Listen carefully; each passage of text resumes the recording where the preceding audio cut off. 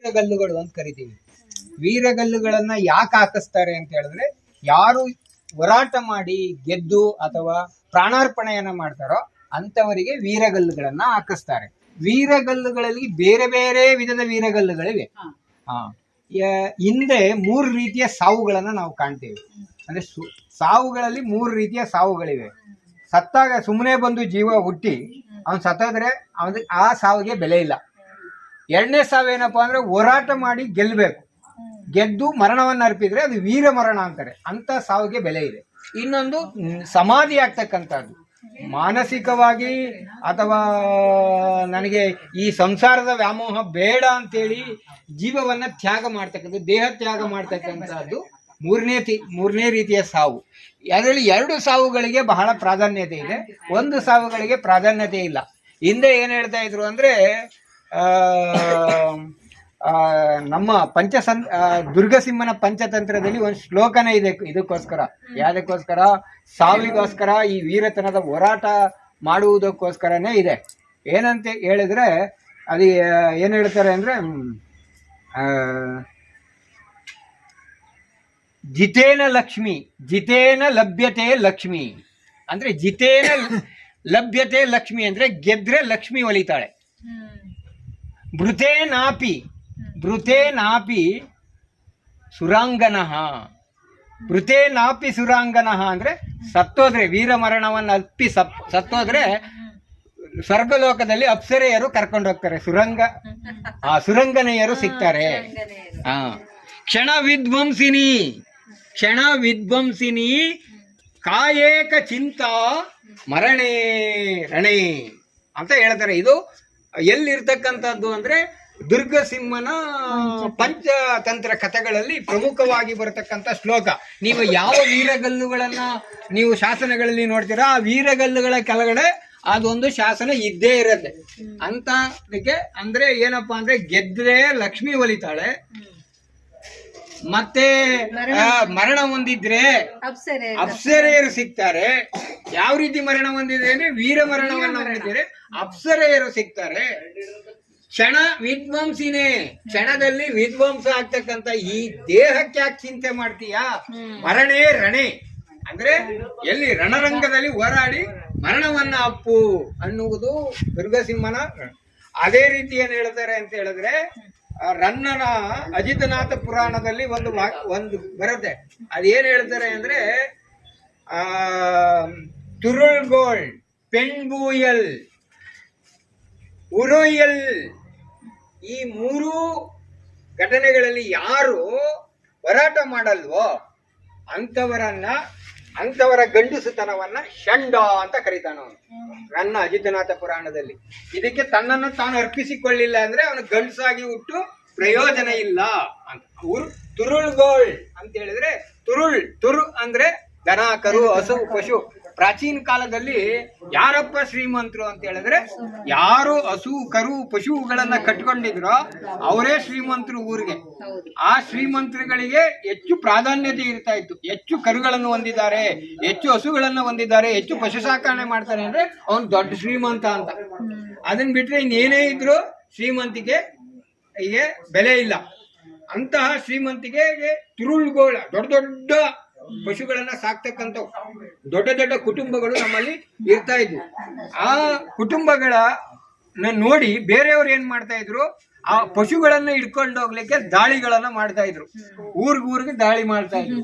ಹಂಗ ದಾಳಿ ಮಾಡಿ ಆ ಪಶುಗಳನ್ನ ಆಗ ತುರುಳ್ಗೋಳ್ ಅಂದ್ರೆ ಆ ಸಂದರ್ಭದಲ್ಲಿ ಹೋರಾಟ ಮಾಡಿ ಮರಣ ಹೊಂದಿದ ಸಂದರ್ಭಕ್ಕೆ ಈ ವೀರಗಲ್ಲುಗಳನ್ನು ನಡೆಸ್ತಾರೆ. ಅದಕ್ಕೆ ತುರುಳ್ಗೋಳ್ ವೀರಗಲ್ಲುಗಳು ಅಂತ ಕರೀತಾರೆ. ಇನ್ನು ಪೆಣ್ಬುಯ್ಯಲ್ ಅಂದ್ರೆ, ಈ ಯಾರು ದನಕರುಗಳನ್ನ ಪಶುಗಳನ್ನ ಹೊತ್ಕೊಂಡೋಗಕ್ ಬರ್ತಾ ಇದ್ರು, ಕಳವು ಮಾಡಕ್ ಬರ್ತಾ ಇದ್ರು, ಅಂತ ಸಂದರ್ಭದಲ್ಲಿ ಅದನ್ನು ಕಳವು ಮಾಡುವ ಜೊತೆಗೆ ಹೆಂಗಸರನ್ನು ಒಳ್ಳೊಳ್ಳೆಯ ಕಂಡ್ರೆ ಹೆಣ್ಣು ಮಕ್ಕಳನ್ನು ಅಪಹರಿಸ್ತಿದ್ರಂತೆ, ಮಾನಭಂಗ ಮಾಡ್ತಿದ್ರಂತೆ. ಅಂತ ಸಂದರ್ಭ ಅದನ್ನ ತಡೆಯುವುದಕ್ಕೋಸ್ಕರ ಪೆಣ್ಬುಯ್ಯಲ್ ಅಂತ ಕರೀತಾರೆ. ಅದನ್ನ ತಡೆಯೋಕ್ಕೋಸ್ಕರ ಹೋರಾಟ ಮಾಡಿ ರಕ್ಷಣೆ ಮಾಡಿ ವೀರ ಮರಣವನ್ನು ಒಪ್ಪುವುದಕ್ಕೆ ಪೆಣ್ಬುಯ್ಯಲ್ ವೀರಗಲ್ಲುಗಳನ್ನ ಹಾಕಿಸ್ತಾ ಇದ್ರು. ಒಂದು ದನ ಕರುಗಳನ್ನ ಪಶುಗಳನ್ನ ಕದಿಯಕ್ ಬಂದಾಗ ಆಗ್ತಕ್ಕಂಥ ವೀರಗಲ್ಲುಗಳಿಗೆ ತುರುಳುಗೋಳ್ ವೀರಗಲ್ಲುಗಳು ಅಂತ ಕರೀತಾರೆ. ಎರಡನೇದು ಪೊಣ್ಬೊಯಲ್ ಅಂತ ಹೇಳಿದ್ರೆ ಹೆಣ್ಣಿಗೆ ಊರಿನ ಹೆಂಗಸರಿಗೆ ಒಳ್ಳೊಳ್ಳೆಯ ಸ್ತ್ರೀಯರನ್ನ ಆಕ್ರಮಿಸಿ ಮಾಡಿ ಒತ್ಕೊಂಡು ಹೋಗಕ್ ಬಂದಾಗ ಅದನ್ನ ರಕ್ಷಣೆ ಮಾಡಿ ಸತ್ತಂತ ವೀರರಿಗೆ ಪೆಣ್ಬುಯಲ್ ವೀರಗಲ್ಲುಗಳನ್ನ ಹಾಕಿಸ್ತಾರೆ. ಮತ್ತೆ ಅದಲ್ಲದೆ ಉರೋಯಲ್ ಅಂತ ಕರೀತಾರೆ. ಅಂದ್ರೆ ಊರನ್ನೇ ನಾಶ ಮಾಡ್ತಾ ಇದ್ರು ಇವರು. ಒಂದು ಕಡೆ ಪಶುಗಳನ್ನು ಹೊಡ್ಕೊಂಡು ಹೋಗ್ತಾ ಇದ್ರು, ಇನ್ನೊಂದ್ ಕಡೆ ಹೆಣ್ಮಕ್ಳನ್ನ, ಅದ್ರ ಜೊತೆಗೆ ಇನ್ನೂ ಅವರು ಎದುರಿದ್ರು ಅಂದ್ರೆ ಇಡೀ ಊರನ್ನೇ ನಾಶ ಮಾಡ್ತಾ ಇದ್ರು. ಅವಾಗ ತಮ್ಮನ್ನೇ ಅರ್ಪಣೆ ಮಾಡಿಕೊಂಡು ಊರನ್ನ ರಕ್ಷಣೆ ಮಾಡಿದಾಗ ಯಾರು ಸಾಯ್ತಾರೋ ಅಂತವ್ರಿಗೆ ಹೆಸರಿನಲ್ಲಿ ವೀರಗಲ್ಲುಗಳನ್ನ ಹಾಕಿಸ್ತಾ ಇದ್ರು. ಅದಕ್ಕೆ ಏನಂತ ಕರೀತಾರೆ ಅಂದ್ರೆ ಉರುಯಲ್ ವೀರಗಲ್ಲುಗಳು ಅಂತ ಕರೀತಾರೆ. ಇನ್ನು ಹಂದಿ ಬೇಟೆ ವೀರಗಲ್ಲುಗಳು ಅಂತ ಕರೀತಾರೆ. ಅವಾಗ ಹಂದಿಯನ್ನ ಬೇಟೆ ಮಾಡ್ತಕ್ಕಂಥ ಚಿತ್ರಣ ಇರುತ್ತೆ ಇಲ್ಲಿ ಕೆಳಗಡೆ, ಬೇಟೆ ಮಾಡ್ತಕ್ಕಂಥ ಚಿತ್ರಣ. ಇನ್ನು ನಾನು ಈ ವರ್ಣನೆ ಕೊಡ್ತೀನಿ, ಇದು ಯಾವ ರೀತಿ ಇರುತ್ತೆ ವೀರಗಲ್ಲುಗಳು, ಹೇಗೆ ಬರುತ್ತೆ ಅಂತ. ನಿಮ್ಗೆ ಎಲ್ಲಿ ಸುರಾಂಗನೆಯರು ಸಿಗ್ತಾರೆ, ಎಲ್ಲಿ ಅವ್ರನ್ನ ಕರ್ಕೊಂಡು ಹೋಗ್ತಾರೆ ಅನ್ನೋದು ಇಲ್ಲೆಲ್ಲ ಚಿತ್ರಣ ಇದೆ. ಈ ಏನಾಗುತ್ತೆ, ನಾನು ಫಸ್ಟ್ ವೀರಗಲ್ಲುಗಳ ಬಗ್ಗೆ ನಿಮ್ಗೆ ಹೇಳ್ತೀನಿ, ಒಂದು ಕಲ್ಪನೆ ವೀರಗಲ್ಲುಗಳು ಹೇಗಿರ್ತವೆ ಅಂತ. ಹಂದಿ ಬೇಟೆ ವೀರಗಲ್ಲುಗಳು ಅಂತ ಬರ್ತವೆ. ರಾಜರಿಗೆ ಏನಾಗ್ತಾ ಇತ್ತು, ಕಾಡು ಹಂದಿಗಳನ್ನ ಬೇಟೆ ಮಾಡ್ಬೇಕು ಅಂತ ಇರ್ತಾ ಇತ್ತು. ಆ ಸಂದರ್ಭದಲ್ಲಿ ಬೇಟೆ ಆಡ್ಲಿಕ್ಕೆ ಅವ್ರು ಹೋಗ್ತಾ ಇದ್ರು. ಆಗ ಹಂದಿ ಬೇಟೆ ಮಾಡುವಾಗ ಕೆಲವೊಮ್ಮೆ ಬೇಟೆಯಲ್ಲಿ ಅವನ ಸೇವಕರು ಸತ್ತೋಗ್ತಾ ಇದ್ರು, ಇಲ್ಲ ಇವರು ಹೋರಾಟ ಮಾಡಿ ಗೆಲ್ತಾ ಇದ್ರು. ಇಂಥ ಸಂದರ್ಭ ಬಂದಾಗ ಹಂದಿ ಬೇಟೆಯಾಡಿ ವೀರತನವನ್ನ ಮೆರೆದಿದ್ದಕ್ಕೆ ವೀರಗಲ್ಲುಗಳನ್ನ ಹಾಕಿಸ್ತಾ ಇದ್ರು. ಇನ್ನು ಹುಲಿ ಬೇಟೆ ವೀರಗಲ್ಲುಗಳು, ಹುಲಿಗಳನ್ನ ಬೇಟೆ ಆಡ್ತಾ ಇದ್ದ ಸಂದರ್ಭದಲ್ಲಿ ಆಗ್ತಾ ಇರ್ತಕ್ಕಂಥಗಳನ್ನ ಹುಲಿ ಬೇಟೆ ವೀರಗಲ್ಲುಗಳು ಅಂತ ಆಗ್ತಾರೆ. ಇದು ಅಷ್ಟೇ ಅಲ್ಲ, ಇಲ್ಲಿ ಕಂಡು ಬರ್ತಕ್ಕಂಥದ್ದು ಆತ್ಮಬಲಿಯನ್ನ ಕೊಡ್ತಕ್ಕಂತಹ ವೀರಗಲ್ಲುಗಳು. ಇವೆಲ್ಲ ಆತ್ಮಬಲಿಯನ್ನ ಕೊಡ್ತಕ್ಕಂತ ವೀರಗಳು. ಇಲ್ಲಿ ಮೂರಿದೆ ನೋಡಿ, ಇದನ್ನ ಆತ್ಮಬಲಿ ಕೊಡ್ತಕ್ಕಂತ ವೀರಗಲ್ಲುಗಳು ಅಂತ ಕರಿತೇವೆ ನಾವು. ಈ ಅಗ್ರಹಾರ ಬಾಚಹಳ್ಳಿಯಲ್ಲಿ ನೋಡ್ಬೇಕಾದ ಪ್ರಮುಖ ಅಂತ ಹೇಳಿದ್ರೆ ಈ ಗರುಡರು ಅಂತ ಇವರನ್ನ ಕರೀತಾರೆ. ಗರುಡರು ಅಂದ್ರೆ ನೀವು ಮುಂದೆ ನೋಡಿ, ಅಲ್ಲಿ ಗರುಡ ಇದೆ, ಆನೆಯ ಮುಂದೆ ಗರುಡ ಇದೆ. ಇದು ಆನೆ ಮತ್ತೆ ಗರುಡ. ಇದು ಗರುಡರು ಅಂತ ಹೇಳಿದ್ರೆ ವಿಷ್ಣುವಿನ ವಾಹನ ಗರುಡ. ಅವ್ರು ವಿಷ್ಣು ಬಿಟ್ಟು ಗರುಡ ಯಾವತ್ತೂ ಇರೋದಿಲ್ಲ, ವಿಷ್ಣುವಿಗೆ ಸೇವಕನಾಗಿ ನಿಂತ್ಕೊಡ್ತಾರೆ. ಹಾಗೆ ಹೊಯ್ಸಳರ ಕಾಲದಲ್ಲಿ ರಾಜನಿಗೆ ರಕ್ಷಣೆಯ ಭಾರವನ್ನ ಹೊರತು ಅವನು ಏನು ಕೆಲಸ ಮಾಡ್ತಾನೆ, ಅವನು ಸತ್ತರೆ ತಾನು ಸಾಯಕ್ಕಂತಕ್ಕಂತ ರೀತಿಯಲ್ಲಿ ಗರುಡರು ಇರ್ತಾ ಇದ್ರು. ಅವ್ರನ್ನ ಲೆಂಕವಾಳಿಗಳು, ವೇಳೆವಾಳಿಗಳು, ಜೋಳವಾಳಿಗಳು, ಹೀಗೆ ಬೇರೆ ಬೇರೆ ರೀತಿಯಲ್ಲಿ ಕರೀತಾ ಇದ್ರು. ಇಂತಹದ್ದನ್ನ ನಾವು ಇಲ್ಲಿ ಈ ಗ್ರಾಮದಲ್ಲಿ ಕಾಣ್ತೇವೆ. ಇದಕ್ಕೆಂದ್ರೆ ಅಗ್ರಹಾರ ಅಂತ ಕರಿತೀವಿ. ಯಾಕೆ ಅಗ್ರಹಾರ ಅಂತ ಕರಿತೀವಿ ಅಂತ ಹೇಳಿದ್ರೆ, ಈ ಊರಿನಲ್ಲಿ ಹಿಂದೆ ಬ್ರಾಹ್ಮಣೋತ್ತಮರು ಬಹಳವಾಗಿ ಜಾಸ್ತಿ ಇದ್ರು. ಬ್ರಾಹ್ಮಣರ ವಿದ್ಯಾ ಕೇಂದ್ರ ಆಗಿತ್ತು.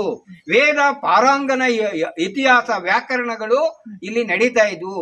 ಯಾರು ವೇದ ಪಾರಾಂಗನ ವಿದ್ಯಾ ಕೇಂದ್ರಗಳನ್ನ ನಡೆಸ್ತಾ ಇದ್ರು, ಆ ಕಾರಣದಿಂದಾಗಿ ಈ ಒಂದು ಗ್ರಾಮವನ್ನ ಅಗ್ರಹಾರ ಅಂತ ಕರೀತಾರೆ. ಇನ್ನ ಬಾಚಹಳ್ಳಿ ಯಾಕೆ ಅಂದ್ರೆ, ಇಲ್ಲಿ ನಾವು ಇದುವರೆಗೆ ಏನ್ ತಿಳ್ಕೊಂಡಿದ್ವಿ, ಇತ್ತೀಚಿನವರೆಗೂ ಸುಮಾರು 1 ವರ್ಷದ ಹಿಂದಿನವರೆಗೂ ಈ ಊರಿನ ದೇವಾಲಯವನ್ನ ಹುಣಸೇಶ್ವರ, ಈಗಲೂ ಹೆಸರು ಇರೋದೆಲ್ಲ ಹುಣಸೇಶ್ವರ ಅಂತಾನೆ ಕರೀತಾರೆ. ಆದ್ರೆ ರಿಯಲ್ ಫ್ಯಾಕ್ಟ್ ಇದ್ರೊಳಗಡೆ ಇರ್ತಕ್ಕಂಥ ಶಾಸನವನ್ನ ಪರಿಶೀಲಿಸಿದಾಗ ಇದು ಏನಾಗತ್ತೆ ಅಂದ್ರೆ ಹೊಯ್ಸಳೇಶ್ವರ ಟೆಂಪಲ್ ಅಂತ ಬರುತ್ತೆ. ಹೊಯ್ಸಳೇಶ್ವರ ದೇಗುಲ. ಹೊಯ್ಸಳ ಶೆಟ್ಟಿ ಎನ್ನುವರು ಜಗದೇಕ ಹೊಯ್ಸಳೇಶ್ವರನು ಈ ಒಂದು ದೇವಾಲಯವನ್ನ ಕಟ್ಟಿಸಿದಂತೆ ವೀರ ಸೋಮೇಶ್ವರ 1ನೇ ನರಸಿಂಹನ ಕಾಲದಲ್ಲಿ 1153ರಲ್ಲಿ ನಮ್ಮ ಶ್ರವಣಬೆಳಗೊಳದಲ್ಲಿ ಭಂಡಾರ ಬಸ್ತಿ ಆಗಿದೆಯಲ್ಲ, ಅದಕ್ಕಿಂತ ಪೂರ್ವದಲ್ಲಿ ಇದನ್ನ ನಿರ್ಮಾಣ ಮಾಡಿದ್ದಾರೆ. ವಿಷ್ಣುವರ್ಧನನ ಮಗ 1ನೇ ನರಸಿಂಹನ ಕಾಲದಲ್ಲಿ ನಿರ್ಮಾಣ ಆಗಿರ್ತಕ್ಕಂಥ. ಇದಕ್ಕೆ ಯಾಕೆ ಹುಣಸೇಶ್ವರ ಅಂತ ಕರಿತಾ ಇದ್ರು ಅಂದ್ರೆ, ಜಾನಪದೀಯ ಶೈಲಿಯಲ್ಲಿ ಏನ್ ಮಾಡ್ತಾ ಇದ್ರು ಅಂದ್ರೆ, ಈ ಊರಿನಲ್ಲಿ ಹುಣಸೆ ಮರ ಐತಂತೆ. ಈ ಹುಣಸೆ ಮರದ ಹತ್ರ ಯಾರೋ ತಂದು ಲಿಂಗವನ್ನ ಇಟ್ಬಿಟ್ರಂತೆ. ಅದಕ್ಕೆ ಇದಕ್ಕೆ ಹುಣಸೇಶ್ವರ, ಅಲ್ಲಿಂದ ಹುಣಸೇಶ್ವರ ಅಂತ ಶುರುವಾಯಿತು. ಇನ್ನೊಂದು ಕಥೆ ಏನ್ ಹೇಳುತ್ತೆ ಅಂದ್ರೆ, ಜೈನರ ಮಹಾಪ್ರಧಾನಿ ಹುಣಿಸಿಮಯ್ಯ, ಅವನ ಅಜ್ಜ ಚಾಮರಾಜ ಪಮೂಚ ಅಂತಕ್ಕಂಥವನು, ಅವನ ಮಗನೂ ಸಹ ಉಣಿಚ ಅಂತಕ್ಕಂಥವನು. ಈ ಹುಣಿಸಿಮಯ್ಯ ಅಂತಕ್ಕಂಥವನು ಈ KR ಪೇಟೆಯಿಂದ ಹಿಡಿದು ನೀಲಗಿರಿಯವರೆಗೆ ಆಳ್ವಿಕೆ ಮಾಡ್ತಾ ಇರ್ತಾನೆ. ಅಂದ್ರೆ ವಿಷ್ಣುವರ್ಧನಿಗೆ ಮಹಾಪ್ರಧಾನ ದಂಡನಾಯಕನಾಗಿ ಇದನ್ನ ರಕ್ಷಣೆ ಮಾಡ್ತಕ್ಕಂಥ ಜವಾಬ್ದಾರಿಯನ್ನ ಗಂಗರಾಜನನ್ನ ಬಿಟ್ರೆ ಆ ನಂತರದಲ್ಲಿ ವಹಿಸ್ಕೊಂಡಂತಹ ಮಹಾನ್ ದಂಡನಾಯಕ ಪ್ರಧಾನಿ ಅಂದ್ರೆ ಹುಣಿಸಿಮಯ್ಯ.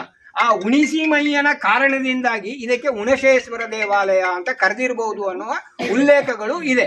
ಆದ್ರೆ ಇತ್ತೀಚಿನ ಶಾಸನಗಳ ಲಭ್ಯತೆಯ ಕಾರಣದಿಂದ ಇದನ್ನು ಹೊಯ್ಸಳೇಶ್ವರ ದೇಗುಲ ಅಂತ ಕರೀತಾರೆ. ಇಲ್ಲಿ ಎಲೆ ಅಡಿಕೆ ಮಾರಾಟ ಮಾಡೋದ್ರಿಂದ ಬಂದಂತ ಸುಂಕದಿಂದ ಈ ದೇವಾಲಯವನ್ನ ಜೀರ್ಣೋದ್ಧಾರ ಮಾಡಿಸ್ತಾನೆ ಬಾಚಿಮಯ್ಯ ಅನ್ನೋರು. ಅದಕ್ಕೋಸ್ಕರ ಇದಕ್ಕೆ ಬಾಚಹಳ್ಳಿ. ಬಾಚಿಮಯ್ಯ ಅನ್ನುವನು ಒಬ್ಬ ಸುಂಕವನ್ನ ಕಲೆಕ್ಟ್ ಮಾಡ್ತಕ್ಕಂಥವನು. ಎಲೆ ಅಡಿಕೆ ಮಾರಾಟ ಮಾಡದಿಂದ ಮೇಲೆ ಉಳಿಸ್ತಕ್ಕಂಥ ಸುಂಕದಿಂದ ಈ ದೇವಾಲಯವನ್ನ ಜೀರ್ಣೋದ್ಧಾರಗೊಳಿಸಿದಂತೆ. ಅದಕ್ಕೆ ಇದಕ್ಕೆ ಆ ನಂತರ ಇದಕ್ಕೆ ಅಗ್ರಹಾರ ಬಾಚಹಳ್ಳಿ ಎನ್ನುವ ಹೆಸರನ್ನ ಕಾಣ್ತೇವೆ. ಇನ್ನು ಈ ವೀರಗಲ್ಲುಗಳನ್ನ ನೋಡೋಣ. ವೀರಗಲ್ಲುಗಳಲ್ಲಿ ನೋಡಿ, ಇಲ್ಲಿ ಹೋರಾಟ ಮಾಡ್ತಾರೆ. ಇದು ಯುದ್ಧದಲ್ಲಿ ಈ ಹಸುಗಳನ್ನ ಇದ್ ಮಾಡಿದಾಗ ಹೋರಾಟ ಮಾಡಿ ಗೆಲ್ತಕ್ಕಂಥದ್ದು. ಇಲ್ಲಿ ಆಗ್ಲೇ ನೋಡಿ ಒಬ್ರನ್ನ ತುಳಿದು ಹಾಕಿದ್ದಾರೆ ಕೆಳಗಡೆ. ಇಲ್ಲಿ ಕುದುರೆಯನ್ನ ಹತ್ತಿ ಹೋರಾಟ ಮಾಡ್ತಾರೆ. ಅವ್ರ ಶತ್ರುಗಳನ್ನ ಹೋರಾಟ ಮಾಡ್ತಾರೆ. ಹೋರಾಟ ಮಾಡಿ ಗೆದ್ದು ಆದ್ಮೇಲೆ ಇದರಲ್ಲಿ ಸಾವನ್ನ ಅಪ್ಪದಾಗ ಸತ್ತ ಮೇಲೆ ಇವನೇನ್ ಮಾಡ್ತಾನೆ, ವೀರ ಮರಣವನ್ನ ಹೊಂದುತ್ತಾರೆ. ಆಗ ಇಲ್ಲಿ ಅಪ್ಸರೆಯರು ನೋಡಿ ಇವ್ರನ್ನ ಸ್ವರ್ಗಕ್ಕೆ ಕರ್ಕೊಂಡು ಹೋಗ್ತಾರೆ. ಅವನು ಶಿವನ ಸಾನ್ನಿಧ್ಯದಲ್ಲಿ ಇರ್ತಾನೆ. ಶಿವನ ಸಾನ್ನಿಧ್ಯ ಸ್ವರ್ಗಕ್ಕೆ ಕರ್ಕೊಂಡು ಹೋದಾಗ ಅವನ ಪೂರ್ಣ ನೆಕ್ಸ್ಟ್ ಎಲ್ಲಿಗೆ ಹೋಗುತ್ತೆ ಅಂದ್ರೆ ಅದನ್ನೇ ಹೇಳ್ತಾರೆ. ಜಯತೆಯರು ಕರ್ಕೊಂಡು ಹೋಗ್ತಾರೆ, ಅಪ್ಸರೆಯರು ಸಿಗ್ತಾರೆ. ಅಪ್ಸರೆಯರು ಸ್ವರ್ಗದಲ್ಲಿ ಕಾಯ್ತಾ ಇರ್ತಿರಂತೆ. ಏನಕ್ಕೆ? ಹೀಗೆ ವೀರ ಮರಣವನ್ನ ಅಪ್ಪನ್ನ ಅವ್ರನ್ನ ಕರ್ಕೊಂಡು ಹೋಗಕ್ಕೆ. ಅವ್ರಿಗೆ ಕಾಂಪಿಟೇಷನ್ ಅಂತೆ ಅಪ್ಸರೆಯರಿಗೆ ಇಂಥ ವೀರ ಮರಣ. ನಾವು ಇವತ್ತೇನ್ ಮಾಡ್ತೀವಿ ಅಂದ್ರೆ, ಯಾರು ಹೆಚ್ಚು ನಮ್ಗೆ ಒಡವೆ ಕೊಡಿಸ್ತಾನೆ, ಯಾರು ಶ್ರೀಮಂತನಾಗಿರ್ತಾರೆ ಅಂತ ಗಂಡುಗಳನ್ನ ಹುಡುಕ್ತಿವಿ. ಆದ್ರೆ ಹಿಂದೆ ಆ ರೀತಿ ಗಂಡುಗಳನ್ನ ಹುಡುಕ್ತಿರಲ್ಲ. ನಿಲ್ಲಿಸ್ತಾರೆ, ಹೆಣ್ಣು ಮಕ್ಕಳನ್ನ ನಿಲ್ಲಿಸ್ತಾರೆ. ಯಾರನ್ನ ಮದುವೆ ಆಯ್ತೀನಿ ಅಂತ ಕೇಳಿದ್ರೆ, ಯಾರು ವೀರ ಪುರುಷ ಇದ್ದಾನೆ ಅವನನ್ನು ಮದುವೆ ಆಯ್ತೀನಿ ಅಂತ ಇರುತ್ತೆ. ಯಾರು ಕೊಡಿಸ್ತಾನೆ, ಒಡವೆ ಕೊಡಿಸ್ತಾನೆ ಅಂತವ್ರನ್ನೂ ಅಲ್ಲ. ಅದಕ್ಕೆನೆ ಅದಕ್ಕೆ ಬೆಲೆ ಏನಕ್ಕೆ, ಲೋಭ ಅನ್ನುವುದಕ್ಕೆ ಆ ಕಾಲದಲ್ಲಿ ಬೆಲೆ ಇರಲಿಲ್ಲ. ವೀರಧನಕ್ಕೆ, ದಾನಕ್ಕೆ, ಇದಕ್ಕೆ ಯಾರು ಹೆಚ್ಚು ದಾನ ಮಾಡ್ತಿದ್ನೋ ಅವನು ಕೀರ್ತಿಶಾಲಿ ಆಗ್ತಿದ್ದ.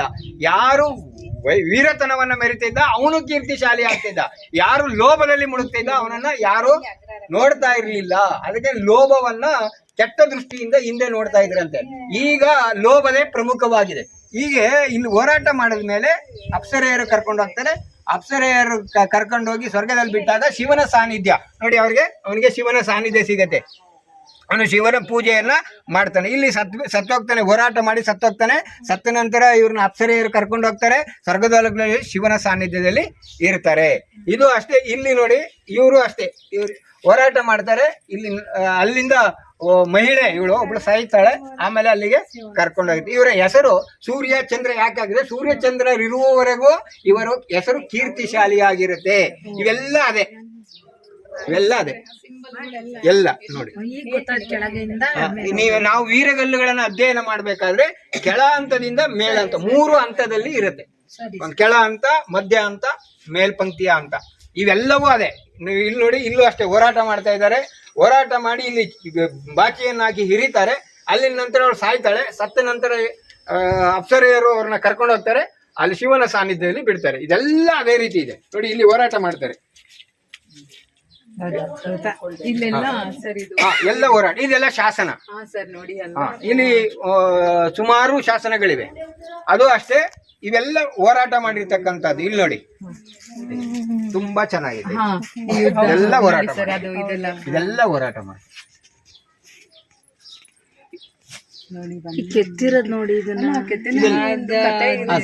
ಇದು ಹೋರಾಟ ಮಾಡ್ತಾರೆ. ಇಲ್ಲಿ ಸಾಯ್ತಾರೆ. ಸತ್ತ ನಂತರ ಇವರನ್ನ ಅಪ್ಸರೆಯರು ನೋಡಿ ಇಲ್ಲಿ ಕರ್ಕೊಂಡು ಹೋಗ್ತಾ ಇದ್ದಾರೆ.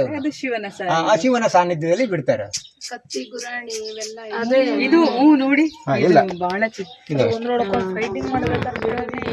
ಹೋರಾಟ ಹಿರಿತಾನ್ ನೋಡಿ, ಇಲ್ಲಿ ಹೋರಾಟ ಮಾಡ್ತಾರೆ. ಇಲ್ಲಿಂದ ಶಿವನ ಸಾನ್ನಿಧ್ಯ ಸಿಗುತ್ತೆ. ಇದು ಹೌದು, 3 ಹಂತಗಳಲ್ಲಿ ಸಿಗುತ್ತೆ. ಇನ್ನು ಇಲ್ಲಿ ನಾವು ಇವೆಲ್ಲ ಇಲ್ಲಿ ನಡೆದಿರ್ತಕ್ಕಂಥ ಹಸು ಕರುಗಳ ಇಂಥವುಗಳನ್ನ ಗೆಲ್ಲಲಿಕ್ಕೆ, ಊರನ್ನ ನಾಶಪಡಿಸಾಕ ಬಂದಾಗ ಗೆಲ್ಲಲಿಕ್ಕೆ ಮಾಡಿದಂಥ ವೀರರಿಗೆ ಹಾಕಿದಂಥ ಶಾಸನಗಳು. ಇವು ಪ್ರಮುಖವಾದ ಶಾಸನಗಳು. ಇಲ್ಲಿ ಇವುಗಳನ್ನ ಗರುಡರು ಅಂತ ಕರೀತಾರೆ. ಆತ್ಮ ಬಲಿಯನ್ನ ಕೊಡ್ತಕ್ಕಂಥದ್ದು ಗರುಡರ ಪ್ರಮುಖ ಕರ್ತವ್ಯ ಆಗಿತ್ತು. ನೋಡಿ, ರಟ್ಟಿಯಣ್ಣ ಅನ್ನುವನು ಒಬ್ಬ ಸೈನಿಕ ದಂಡನಾಯಕ, ಒಬ್ಬ ಅರಸನಿಗಿರ್ತಾನೆ. ಅಲ್ಲಿ ಆತ್ಮಬಲಿ ಯಾಕೆ ಕೊಡ್ತಾರೆ ಅಂದ್ರೆ, ಒಂದು ರಾಜ ಯುದ್ಧದಲ್ಲಿ ಮರಣ ಹೊಂದ್ಬಿಟ್ರೆ ರಾಜ ಹೋದ್ನಲ್ಲ ಅಂತೇಳಿ ತಾನು ಇರಬಾರ್ದು ಅಂತೇಳಿ ಸತ್ತೋಗ್ತಾ ಇದ್ರಂತೆ ಈ ಆತ್ಮ ಬಲಿ ಮಾಡ್ಕೊಳ್ತಕ್ಕಂಥವ್ರು. ಇನ್ನ ಕೆಲವರು ಏನ್ ಮಾಡ್ತಾ ಇದ್ರಂತೆ, ತನ್ನ ಒಡೆಯ ಏನಾದ್ರು ಸತ್ತೋದ್ರೆ ತಾನು, ತನ್ನ ಹೆಂಡತಿ, ತನ್ನ ಮಕ್ಕಳು, ತನ್ನ ಜೊತೆಗಿದ್ದವರೆಲ್ಲ ಪ್ರಾಣಾರ್ಪಣೆ. ಯಾಕೆ ಪ್ರಾಣಾರ್ಪಣೆ ಮಾಡ್ತಿದ್ರು ಅಂದ್ರೆ, ಇವರು ಈ ಯಾವ ತನ್ನ ಒಡೆಯ ಇದ್ದ ಮರಣ ಒಂದು ಸ್ವರ್ಗ ಹೋದ್ರೆ ಅವ್ರ ಜೊತೆಗೆ ಅಲ್ಲಿ ಸೇವೆಗೆ ನಾವೇ ಬೇಕು ಅಂತ ಹೇಳಿ ಅವರು ಸಾವಿಗೆ ಎದರದಂತೆ ಏನ್ ಮರಣವನ್ನ ಹೊಂದಿ ಹೋಗ್ತಾ ಇದ್ರಂತೆ. ಈ ಸಂಸ್ಕೃತಿ, ಗರುಡ ಸಂಸ್ಕೃತಿ ನಮಗೆ ಬೇರೆಲ್ಲೂ ಸಾಮಾನ್ಯವಾಗಿ ಬಾದಾಮಿ ಚಾಲುಕ್ಯರು ಮತ್ತೆ ಕಲ್ಯಾಣ ಚಾಲುಕ್ಯರ ಅವಧಿಯಲ್ಲಿ ಕಡಿಮೆ ಪ್ರಮಾಣದಲ್ಲಿ ಸಿಲುಕುತ್ತೆ. ಆದ್ರೆ ಈಗ ನಮಗೆ ಹೊಯ್ಸಳರ ಕಾಲದಲ್ಲಿ ಇಂಥ ಗರುಡರು ಸಿಗ್ತಾರೆ. ಇವರನ್ನ ಜೋಳವಾಳಿ, ಲೆಂಕೆವಾಳಿ ಮತ್ತು ಲೆಂಕರು ಹೀಗೆ ಬೇರೆ ಬೇರೆ ಹೆಸರಿನಿಂದ ಕರೀತಾರೆ. ಈ ಜೋಳವಾಳಿ ಅಂದ್ರೆ ಜೋಳ ಅಂತ ಹೇಳಿದ್ರೆ ಅವಾಗ ಪ್ರಧಾನವಾದ ಧಾನ್ಯ. ಜೋಳ ಅಂದ್ರೆ ಅನ್ನ ಅಂತ, ಅನ್ನದ ಋಣ. ವಾಳಿ ಅಂದ್ರೆ ಕರ್ತವ್ಯ, ಅನ್ನಕ್ಕೋಸ್ಕರ ಕರ್ತವ್ಯ ಮಾಡಬೇಕು. ಜೋಳವಾಳಿ ಅಂದ್ರೆ ಯಾವತ್ತೂ ಅನ್ನ ತಿಂದವ್ರಿಗೆ ದ್ರೋಹ ಬಗೆಬಾರದು. ಉಪ್ಪು ತಿಂದ್ರೆ ಉಪ್ಪಿನ ಋಣ ಹೇಗಿರುತ್ತೋ ಹಾಗೆ ಜೋಳವಾಳಿ ಅಂದ್ರೆ ಜೋಳದ ಋಣ, ಅನ್ನದ ಋಣ. ಈ ಅನ್ನದ ಋಣವನ್ನ ಯಾವತ್ತೂ ಮರಿಬಾರ್ದು. ಅದಕ್ಕೆ ಒಂದು ತುತ್ತು ಕೊಟ್ಟವ್ರ ಮನೆಗೆ ಯಾವತ್ತೂ ಕೆಟ್ಟದ್ದನ್ನ ಬಗಿಬಾರ್ದು ಅಂತ ನಮ್ಮ ಗಾದೆ ಮಾತುಗಳಲ್ಲೇ ಇದೆ. ಹಾಗೆ ಈ ಜೋಳವಾಳಿಗಳು ಬಹಳಷ್ಟು ಇರ್ತಾ ಇದ್ರು. ಅದೇ ಸಂಸ್ಕೃತಿ ಹೊಯ್ಸಳರ ಕಾಲ ಬಂದಾಗ ಗರುಡ ಸಂಸ್ಕೃತಿ, ಗರುಡರು ಅಂತ ಕರಿತಾ ಇದ್ರು. ಇವ್ರು ನೋಡಿ, ಮೇಲ್ಗಡೆ ನೀವು ನೋಡ್ಬೋದು 3 ಹಂತಗಳಲ್ಲಿ ಆನೆಯ ಮುಂದೆ ಗರುಡ ಇದೆ. ಈ 3 ಗರುಡ ಇದೆ, 1 2 3, 1 2 3 ಗರುಡ ಇದೆ. ಇವರೆಲ್ಲ ಏನ್ ಮಾಡ್ತಾ ಇದ್ರೆ, ಗರುಡರು ಏನ್ ಮಾಡ್ತಾ ಇದ್ರಂತೆ, ಹೋರಾಟಗಳನ್ನ ರಾಜರು ಹೋರಾಟ ಮಾಡಿದ ಸಂದರ್ಭದಲ್ಲಿ ಅವರ ಜೊತೆಗೆ ನಿಂತು ಅವರು ಹೋರಾಟ ಮಾಡ್ತಾರೆ. ಅಕಸ್ಮಾತ್ ರಾಜ ಸತ್ತೋದ್ರೆ ಇವರು ತಮ್ಮ ಕುಟುಂಬ ಸಮೇತ ಮರಣವನ್ನ ಹೊಂದುತ್ತಾ ಇದ್ರು. ಇಲ್ಲಿ ಸುಮಾರು 60ಕ್ಕೂ ಹೆಚ್ಚು ಜನ ಮರಣವನ್ನ ಹೊಂದಿದ್ದಾರೆ. ಯಾರಿಗೋಸ್ಕರ? ತನ್ನ ರಾಜನಿಗೋಸ್ಕರ. ಈ ಮಾಹಿತಿಯನ್ನ ಇಲ್ಲಿ ನಾವು ಒಂದು ಸ್ವಲ್ಪ ಹೆಸರುಗಳು ಮರ್ತೋಗ್ಬಿಡುತ್ತೆ. ಪ್ರಮುಖವಾಗಿ ಶಿವೇಯ ನಾಯಕ ಅಂತಕ್ಕಂಥವನು ಅವನ ಹೆಂಡತಿಯರೊಂದಿಗೆ ಮರಣವನ್ನ ಹೊಂದುತ್ತಾನೆ. ಮೊದಲನೇ ಕಂಬದಲ್ಲಿ ಇದು 12 ಅಡಿ ಎತ್ತರ ಇರ್ತಕ್ಕಂಥ ಕಂಬ. ಈ ಕಂಬದಲ್ಲಿ ಶಿವೇಯ ನಾಯಕ ಅಂತಕ್ಕಂಥವನು ಕ್ರಿಸ್ತಶಕ 1210ರಲ್ಲಿ ಈ ಏನನ್ನ ಮರಣವನ್ನ ಹೊಂದುತ್ತಾನೆ. ಯಾಕೆ ಅಂತ ಹೇಳಿದ್ರೆ, ತನ್ನ ಹೆಂಡತಿ ಗಂಗಾದೇವಿಯೊಂದಿಗೆ ಅಂದ್ರೆ 2ನೇ ಬಲ್ಲಾಳನೇ ಶಿವೇಯ ನಾಯಕನವರು ತನ್ನ 5 ಲೆಂಕತಿಯರು ಅಂತ ಕರೀತಾ ಇದ್ರು. ಲೆಂಕರು ಅಂದ್ರೆ ಅವರ ಜೊತೆಗಿದ್ದಂಥವ್ರು. ಅವರ ಹೆಂಡತಿಯರನ್ನ ಲೆಂಕತಿಯರು ಅಂದ್ರೆ ಗಂಡ, ಹೆಂಡತಿ, ಮಕ್ಕಳು ಎಲ್ಲರೂ ಸಹ ಮರಣವನ್ನ ಹೊಂದುತ್ತಾ ಇದ್ರಂತೆ. ಈ ಅವರು ಗಜದ ಮೇಲೆ ಕುಳಿತುಕೊಂಡಿದ್ರೆ ಎದುರಿಗೆ ಗರುಡ. ಈಗ ಇವರು ಗರುಡನಂತೆ ಸೇವೆಯನ್ನ ಮಾಡ್ತಾ ಇರ್ತಕ್ಕಂಥವ್ರು. ರಾಜ ಹೋರಾಟ ಮಾಡಕ್ ಹೋದಾಗ ಇವರು ಅವ್ರ ಜೊತೆಗೆ ಹೋರಾಟ ಮಾಡಿ ಮರಣವನ್ನ ಹೊಂದುತ್ತಾರೆ. ಅದಕ್ಕೇನೆ ಮೊದಲನೇ ಕಂಬದಲ್ಲಿ ಶಿವೇಯ ನಾಯಕ ಅನ್ನುವನು 2ನೇ ಬಲ್ಲಾಳನೊಂದಿಗೆ ಸೇರಿ ಹೋರಾಟ ಮಾಡಿ ಕೊನೆಗೆ ಮರಣವನ್ನ, ಅವನ ಹೆಂಡತಿ, ಮಕ್ಕಳು ಎಲ್ಲ ಆತ್ಮಬಲಿಯನ್ನ ಕೊಟ್ಬಿಡ್ತಾರೆ. ಯಾವಾಗ ದೊರೆ ಸತ್ತೋಗ್ತಾನೋ ನಾವು ಇರಬಾರ್ದು ಅಂತೇಳಿ ಅವರು ಆತ್ಮಬಲಿಯನ್ನ ಕೊಡ್ತಾರೆ. ಇನ್ನು 2ನೇದಾಗಿ ಲೆಂಕನಾಯಕ ಅಂತ ಬರ್ತಾನೆ. ಇವನು ತನ್ನ ಹೆಂಡತಿ ಗಂಗಾದೇವಿಯೊಂದಿಗೆ ಮತ್ತು 10 ಜನ ಲೆಂಕರೊಂದಿಗೆ ಮರಣವನ್ನ ಹೊಂದುತ್ತಾರೆ. ಅದು 2ನೇ ಕಂಬದಲ್ಲಿ ಇರ್ತಕ್ಕಂಥದ್ದು. 3ನೇ ಕಂಬದಲ್ಲಿ ಬರ್ತಕ್ಕಂಥದ್ದು 3ನೇ ನರಸಿಂಹನೊಡನೆ ಈ ಸಿಂಗಿಯ ನಾಯಕ ಅಂತಕ್ಕಂಥವ್ರು. ಅವನಿಗೆ 3 ಜನ ಹೆಂಡತಿಯರು ಇದ್ರಂತೆ. ಆ ಸಿಂಗಿಯ ನಾಯಕನಿಗೆ ಆ 3 ಜನ ಹೆಂಡತಿಯರು ಮತ್ತೆ ಅವರೊಂದಿಗಿದ್ದಂತೆ 20 ಲೆಂಕರು ಸೇರಿ ಆ ಗರುಡವನ್ನ ಹಪ್ಪಿ ಮರಣವನ್ನ ಹೊಂದುತ್ತಾರೆ. ಅದಕ್ಕೇನೆ ಇದಕ್ಕೆ ಗರುಡರು ಅಂತ ಕರೀತಾರೆ. ಅಂದ್ರೆ ಅವರು ತಮ್ಮ ರಾಜ, ತನ್ನ ಒಡೆಯ, ಇವರಿಗೆ ಯಾವಾಗಲೂ ಋಣಿಯಾಗಿರ್ತಾ ಇದ್ರು. ಅವನಿಗೇನು ತೊಂದರೆ ಬಂದ್ರು ತಾವು ಆ ತೊಂದರೆಯನ್ನ ತಮ್ಮದೇ ತೊಂದರೆ ಅಂತ ಮಾಡಿಕೊಂಡು ಅವರು ಮರಣವನ್ನ ಹೊಂದುತ್ತಾ ಇದ್ರು. ಇದಕ್ಕೆ ಇಲ್ಲಿ ಈ ಅಗ್ರಹಾರ ಬಾಚಹಳ್ಳಿಯಲ್ಲಿ ನಾವು ಕೇಳಿದ್ರಿ, ಕೇಶಿರಾಜನ ಕೇಳಿದಿರಿ. ಕೇಶಿರಾಜನು ಈ ಅಗ್ರಹಾರವನ್ನ ನಿರ್ಮಾಣ ಮಾಡಿದ್ದ ಅಂತ ಹೇಳ್ತಾರೆ. ವ್ಯಾಕರಣವನ್ನ ಬರೆದಂತಹ ಕೇಶಿರಾಜ. ಇಲ್ಲಿ ಮೂಲದಲ್ಲಿ ಶೈವ ಮತ್ತು ಬ್ರಾಹ್ಮಣ ಸಂಪ್ರದಾಯ ಇದ್ರು. ಇದರಲ್ಲಿ ಕಾಳಮುಖ ಶೈವ ಪಂಥೀಯರು ಜಾಸ್ತಿ ಪ್ರಮುಖವಾಗಿ ಇಲ್ಲಿ ಕಂಡು ಬರ್ತಾರೆ. ಕಾಳಮುಖ ಶೈವ ಪಂಥದ ಈ ಬಾಚಿಮಯ್ಯ ಆಗಲಿ, ಏನಿಮಯ್ಯ ಅಂತ ಆಗ್ಲಿ, ಇವರೆಲ್ಲ ಏನು ಅಂದ್ರೆ ಇವರು ಇಲ್ಲಿಯ ಪ್ರಮುಖವಾಗಿ ಸುಂಕವನ್ನ ವಸೂಲಿ ಮಾಡ್ತಿದ್ದಂಥವ್ರು. ಅವರು ಈ ಶೈವ ಪಂಥ, ಕಾಳಮುಖ ಶೈವ ಪಂಥದು. ಕಾಳಮುಖ ಶೈವ ಪಂಥ ಅಂದ್ರೆ ಅವರು ಭಾರಿ ಕಠಿಣವಾದಂತಹ ಪಂಡಿತರು. ಅವರು ಕೆಲವೊಂದ್ ಕಡೆ ನೀವು ಕಂಬದಹಳ್ಳಿ ನೋಡಿರ್ಬೋದು, ಕಂಬದಹಳ್ಳಿಲಿ ಜೈನರು ಅವರು ಒಟ್ಟಿಗೆ ಇದ್ದವರು. ಅದಕ್ಕೆ ಎಕ್ಕೋಟಿ ಜಿನಾಲಯ ಅಂತ ಕರಿತೀವಿ. ಕಂಬದಹಳ್ಳಿಯ ಜಿನಾಲಯವನ್ನ ಎಕ್ಕೋಟಿ ಜಿನಾಲಯ. ಎಲ್ಲಿ ಕಾಳಮುಖ ಶೈವ ಪರಂಪರೆಯವರು ಜೈನರು ಒಟ್ಟಾಗಿ ಇದ್ರು ಒಂದೇ ಕಡೆ, ಇವ್ರಿಗೆ ಏನು ವ್ಯತ್ಯಾಸ ಇಲ್ಲ. ಇವರು ಶಿವನನ್ನ ಪೂಜೆ ಮಾಡ್ತಾ ಇದ್ರು, ಮತ್ತೆ ಇವರು ಜಿನನನ್ನ ಪೂಜೆ ಮಾಡ್ತಾ ಇದ್ರು. ಇವರು ಕಾಪಾಳವನ್ನ ಹಿಡ್ಕೊಳ್ತಾ ಇದ್ರು, ಇವರು ಪಿಂಚವನ್ನ ಹಿಡ್ಕೊಳ್ತಾ ಇದ್ರು. ಇವರು ಪೂರ್ಣ ದಿಗಂಬರರಾಗಿದ್ರು, ಅವರು ಕಾಪೀನವನ್ನ ತೊಡ್ತಾ ಇದ್ರು. ಇಷ್ಟೇ ಕಾಳಮುಖ ಶೈವ ಪಂಥದವರೆಗೂ ಮತ್ತೆ ಜೈನರಿಗೆ ಇರ್ತಕ್ಕಂಥ. ಆದ್ರೆ ಎಲ್ಲೂ ಗಲಾಟೆ ಮಾಡ್ಕೊಳ್ಳಿಲ್ಲ. ಅದಕ್ಕೋಸ್ಕರವೇ ಕಂಬದಹಳ್ಳಿಯಲ್ಲಿ ಆ ದೇವಾಲಯ ಉಳ್ಕೊಳ್ಳಿಕ್ಕೆ ಸಾಧ್ಯ ಆಯ್ತು. ಅದೇ ರೀತಿ ಹಾಸನ ಜಿಲ್ಲೆ, ಹಾಸನ ತಾಲೂಕು ಸಾಲಗಾಮೆ ಹತ್ರ ಬರ್ತಕ್ಕಂಥ ಕಡದರವಳ್ಳಿಯು ಸಹ ಅಲ್ಲಿ ಒಂದು ಜಿನಾಲಯ ಇತ್ತು. ಈಗ ಹೊಸ ಜಿನಾಲಯ ಮಾಡ್ಬಿಟ್ಟಿದ್ದಾರೆ, ಹಳೆ ಕಿತ್ತಾಕಿ. ಅದು ಸಹ ಎಕ್ಕೋಟಿ ಜಿನಾಲಯ ಅಂತ ಕರಿತೀವಿ. ಯಾವುದನ್ನು ಎಕ್ಕೋಟಿ ಜಿನಾಲಯ ಅಂತ ಕರಿತೀವಿ ಅಂದ್ರೆ ಕಾಳಮುಖ ಶೈವ ಪಂಥದ ಗುರುಗಳು, ಜೈನ ಗುರುಗಳು ಇಬ್ರು ಒಟ್ಟಿಗೆ ಒಂದೇ ಕಡೆ ಇದ್ದು ಎಲ್ಲ ಯಾರಿಗೂ ಅಂದ್ರೆ ಶೈವರಿಗೂ ಜೈನರಿಗೂ ಯಾವುದೇ ಗಲಾಟೆ ಆಗ್ದಂಗೆ ಇಡೀ ಸಮಾಜವನ್ನು ಒಟ್ಟಾಗಿ ನಡೆಸ್ಕೊಂಡು ಹೋಗ್ತಕ್ಕಂಥದ್ದನ್ನ ಕಾಪಾಡ್ಕೊಂಡು ಹೋಗ್ತಕ್ಕಂಥವುಗಳನ್ನ, ಅಲ್ಲಿ ಪಂಚವಾದ್ಯಗಳನ್ನ ಇಲ್ಲಿ ನಡಿಬೇಕು, ಅಲ್ಲಿ ಶಿವನ ಪೂಜೆ ಆರಾಧನೆಗಳು ನಡಿಬೇಕು. ಇವೆರಡನ್ನೂ ನಡೆಸ್ಕೊಂಡು ಹೋದ್ರು ಅಂಥ ಜಿನಾಲಯಗಳಿಗೆ ಎಕ್ಕೋಟಿ ಜಿನಾಲಯ ಅಂತ ಕರೀತಾರೆ.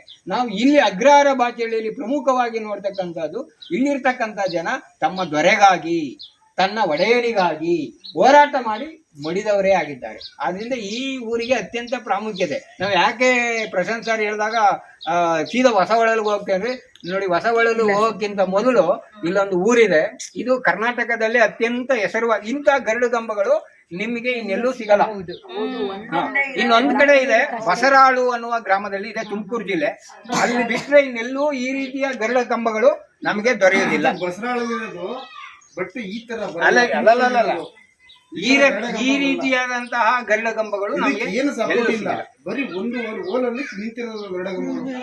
ಎಲ್ಲೂ ಸಿಗಲ್ಲ. ಈ ರೀತಿಯ ಗರುಡ ಕಂಬಗಳು ಮತ್ತು ಈ ರೀತಿಯ ಹಿನ್ನೆಲೆ, ಹೋರಾಟ ಮಾಡಿದ ಆತ್ಮಬಲಿ ಕೊಟ್ಟಂತಹ ಹಿನ್ನೆಲೆಯನ್ನು ಹೊಂದಿದಂತಹ ಈ ರೀತಿಯ ಗರುಡ ಕಂಬಗಳು ನಮಗೆ ಸಿಗೋದಿಲ್ಲ. ಇದು ಗರುಡ ಕಂಬ ಅಂದ್ರೆ ನೀವು ನೋಡಿರ್ಬೇಕು, ದೇವಾಲಯಗಳೆಲ್ಲ ಮುಂದೆ ಧ್ವಜಪಟ ಸ್ತಂಭ, ಆ ರೀತಿಯ ಗರುಡ ಕಂಬಗಳಲ್ಲ.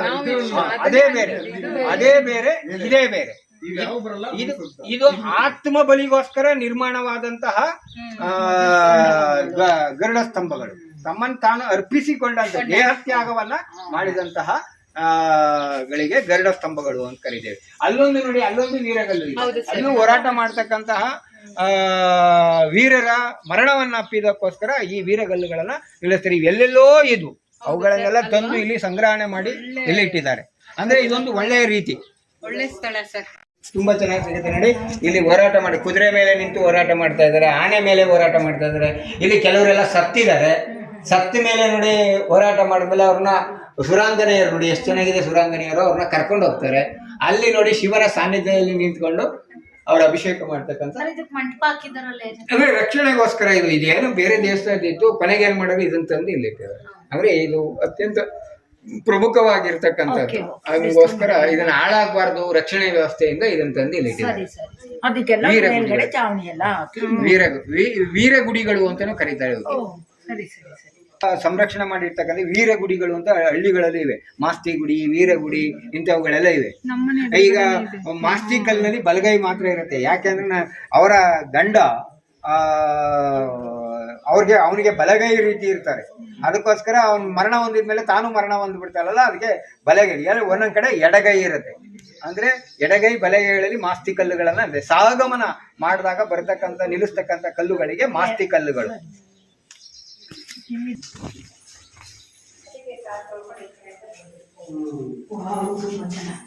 ತುಂಬಾ ಚೆನ್ನಾಗಿದೆ ಸರ್ ಮೂರ್ತಿ. ಶಿವಲಿಂಗ ನೋಡಿ ಎಷ್ಟು ಚೆನ್ನಾಗಿದೆ.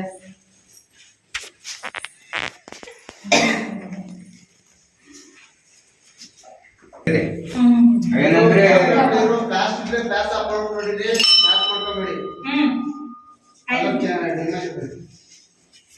ಇರು ಭಾಗಗಳು ಕಂಡು ಬರ್ತವೆ. ಒಂದು ಮುಖಮಂಟಪ, 2 ನವರಂಗ, 3 ಸುಖನಾಸಿ, 4 ಗರ್ಭಗುಡಿ. ಹೀಗೆ ಇದು ಹೊಯ್ಸಳ ಶಿಲ್ಪಶೈಲಿನೇ ಹಂಗೆ. ಅದು ಮುಖಮಂಟಪ ಅಂತ ಕರಿತೀವಿ ಅದನ್ನ. ಫ್ರಂಟ್ ಇಂದ ಒಳಗೆ ಬಂದ್ಮೇಲೆ ಇಲ್ಲಿ ಸಂಗೀತ, ನೃತ್ಯ ಮತ್ತೆ ಇಂಥವುಗಳೆಲ್ಲ ಪೂಜಾ ಕಾರ್ಯಗಳ ಆರಾಧನಾ ವಿಧಿವಿಧಾನಗಳು ನಡಿಬೇಕಾದ್ರೆ ಎಲ್ಲವೂ ನವರಂಗದಲ್ಲಿ ನಡೀತಾ ಇದೆ. ಇದಕ್ಕೆ ನವರಂಗ ಅಂತ ಕರಿತೀವಿ. ನೆಕ್ಸ್ಟ್ ಸುಖನಾಸಿ, ನೆಕ್ಸ್ಟ್ ಗರ್ಭಗುಡಿ.